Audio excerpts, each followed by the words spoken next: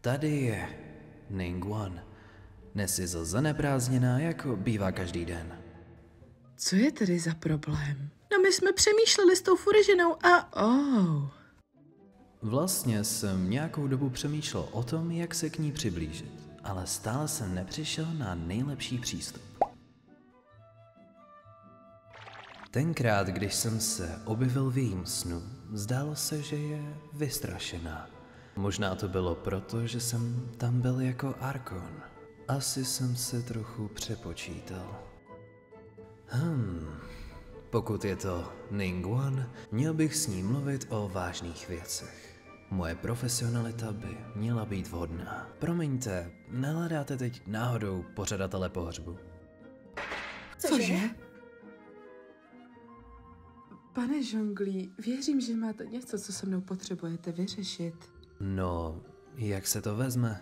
Posledně to bylo poněkud trapné. Pohřeb asi není nejlepší téma, které řešit, pokud chci s někým navázat přátelství. Ale teď je dobře, že mám s sebou tento předmět. Mohlo by se to teď dost hodit. Tohle jsem našel, když jsem se šel projít po břehu v Stone Forest. Vzácná sada čajových souprav, vyrobených s jemným řemeslným uměním.